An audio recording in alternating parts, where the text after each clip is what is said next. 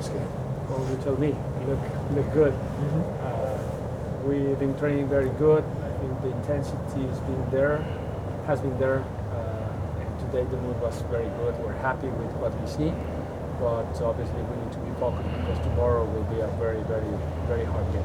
How do you balance that, kind of ramping that intensity up without spending too much of it too soon and not have anything left for Sunday? Well, this is part of the methodology that we have. Maybe the first few days of the week we push them a little bit more intensity, more demanding. The last 2 days probably a little tactical concepts, and then we let them play, let them be happy, let them be free, and then they have a good mindset to face the next game. Well, look, everybody was out there training except for Hyman. Everyone is available for selection? Yes, just like that. We're very happy about it. It's been a long time since I had that. I think it's just good to see everybody healthy, everybody available, everybody wanting to play, which is good. And yeah, we're very happy. And what is the key for y'all to survive and advance?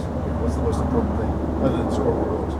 Probably play in the way we play, like being who we are. We cannot change at this point of the season. We have to play up to the standard that we've been playing the last 10, 15 games. I think it's been very good. And if that is enough to get into the next stage, good. But at least we need to push ourselves to play in the same way that we've been doing. Gonzalo, you said that you don't want the team to particularly be just transition. You want them to keep the ball, control matches, dictate tempo. How do you foresee this game playing out tomorrow, away on the pitch with NYC FC, somewhat of a favorite? How do you balance those transition moments with actually controlling the game and dictating tempo? Yeah, it's a very good question because actually, obviously, we want to be also good in transition. I mean, when we said, yeah, we don't probably like that style of just dropping back and then look for counters, that doesn't mean that we can't be good in transition as well. We felt that in the preparation for this game, we think that there might be a lot of turnovers just because of the size of the pitch, the intensity of both teams. So we actually practice a lot being good in transition. And it's not just quick counters and getting behind, but sometimes just releasing the ball from the zone of pressure. Once you gain it in certain areas, just move the ball fast to another area where there's more space. Being fast in transition when you counter-attack, but also defending when they are taking your transition. So it's just balancing that. But obviously, the main part is trying again to control the game, trying to play in the way we feel more comfortable. But obviously, in front of us, there is another team that likes probably the same style, and that's a challenge. That's always the beauty of this game is that both teams have a game plan and both teams try to perform at the highest level, and we will see what happens tomorrow. Has this extra time to prepare been an advantage for you, or do you feel like you would have liked to be playing already? Maybe less time to prepare means less concepts to try to embrace. What has it been like for you these 2 weeks to prepare for one game? Well, we try to take it into our advantage because we were able to, first of all, recover a few guys that had some injuries. Then we were able to work in certain things that the team needed to work, just working ourselves last week, and then having time to train the game plan and to see what New York City is going to present against us and try to find the solutions. So we had time to prepare the game. They did the same.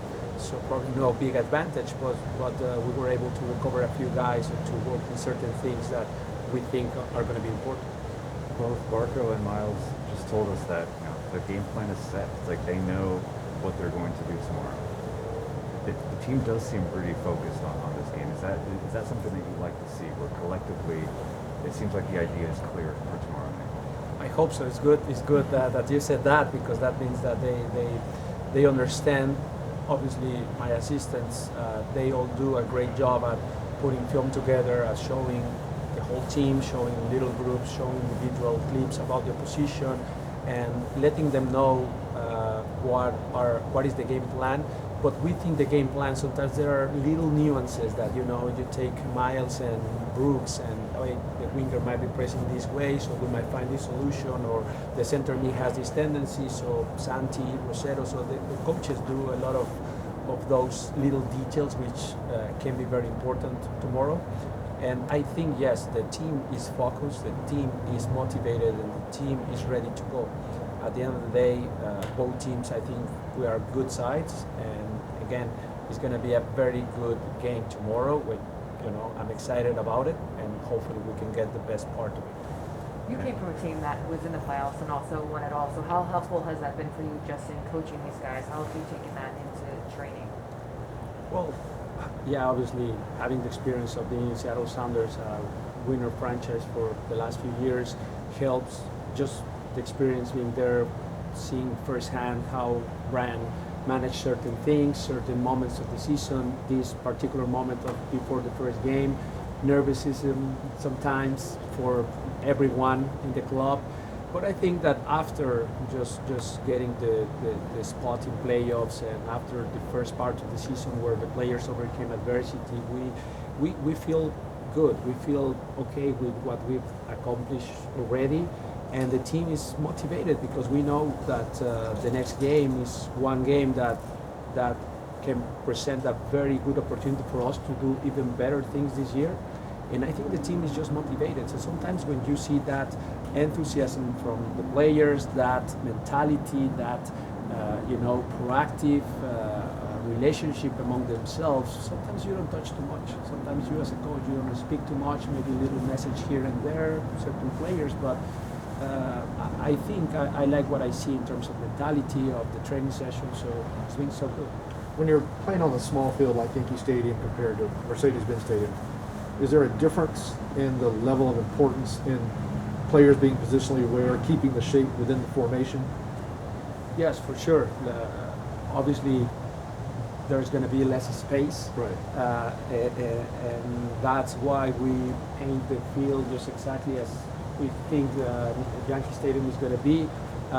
We train a lot of small-sided games, being under pressure, trying to be good on the ball under pressure, technical ability under pressure, and we know that. But tactically, I think the players understand the spaces that we want to exploit. Hopefully tomorrow it presents the same way that we've been training, because they did very well the last few sessions, and I hope it can go on our side. What would it mean for you to get your first win as an MLS head coach on Sunday?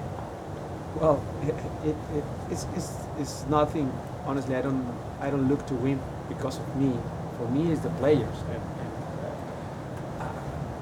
the amount of respect that I have for the players overcoming what they faced the first part of the season, were not many good comments about them, about the organization in general, the front office, the people in the offices, like the way the players put everything together to come back, whether it was with Rob Valentino at the beginning, whether it was with me, is irrelevant. It was the players putting the effort, putting everything they have together as a team to win games and get into playoffs. That's what makes me more proud about them. So any next stage that we advance is going to be for them, for the players. It's all credit to them, and I will be extremely proud if they win tomorrow, because what they've been doing is great, and I can be more happy about the players that I have right now. Has there been extra focus perhaps on Tati Castellanos, that the way he plays, how he can draw out a center back? He's a Golden Boot winner, he's in top form. Has there been a focus on him perhaps? I mean, as any other team that we play in this league, I think the good side of MLS, or one of the many good parts of MLS, is everything has a DP, has 2 DPs, has 3 DPs, and most of the DPs are up to that level as Castellanos. So every time we face a team with that type of quality players, obviously we message the midfielders, the defenders, how to face that type of players and how we can neutralize a little bit of controlling the damage that they can cause us. At the same time, Castellanos is very good, but it's also the passes that he received from the midfielders around him are very important for him. So sometimes, yes, he's controlling Castellanos' movement, reading his movements, reading his runs to the far post, his mobility behind the line, how he can drop and play balls behind.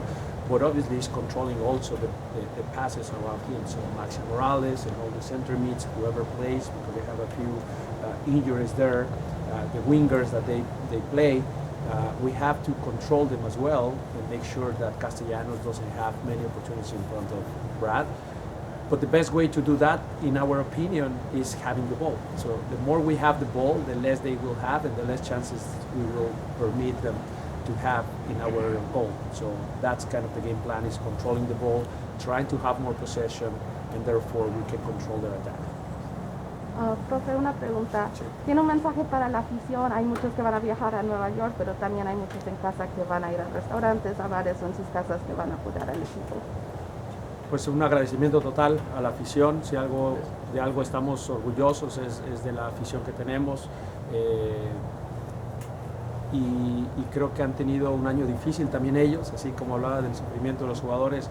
Creo que también la afición sufre con nosotros, pero también goza. Y espero que el día de mañana los que nos acompañen en el estadio, los que nos vean desde sus casas, desde los bares, como dices, que el día de mañana sea un momento de felicidad para ellos y que el equipo se pueda brindar para que ellos tengan ese momento de felicidad y de éxtasis que tenemos todos los fans de un equipo cuando nuestro equipo gana.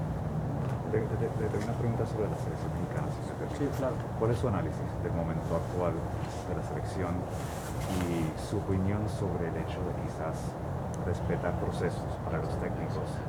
¿Qué opinas de eso? Que es lo que se está hablando mucho en México. Pues creo que de repente se hace mucho drama. Creo que todos los equipos en el mundo, selecciones, clubes, tienen altas y bajas. Tienen momentos altos de rendimiento y momentos quizás no tan altos.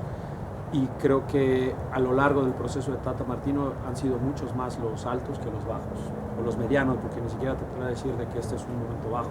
Creo que son dos resultados malos. Antes del partido de Estados Unidos, Tata no había perdido un solo partido en eliminatoria. Y creo que de repente en México el medio en general hace mucho drama con estas situaciones, porque las expectativas creo que para la selección mexicana a veces son superiores a la realidad y no hay respeto por las selecciones del área. Entonces, cuando no hay respeto por las selecciones del área, cualquier derrota contra un equipo de Canadá, por ejemplo, se exagera y se magnifica, pero no se dan cuenta que tienen jugadores que en mi punto de vista, algunos están en Europa y tienen por ahí uno de los mejores laterales del mundo, ¿no? En el Bayern Múnich, y tienen otro jugador, otro delantero jugando en el Lille, y tienen otro jugador como Buchanan, que para mí está muy cerca de ir a Europa, y creo que falta un poco de respeto con los demás equipos del área. Y lo mismo te puedo decir de Estados Unidos, que es una selección que ya prácticamente su 11 podría ser completamente europeo, y no damos ese respeto y crédito a los equipos que han mejorado. Con todo y eso, sigo creyendo que México es el mejor equipo del área y que tenemos al mejor entrenador del área también dirigiendo a la selección.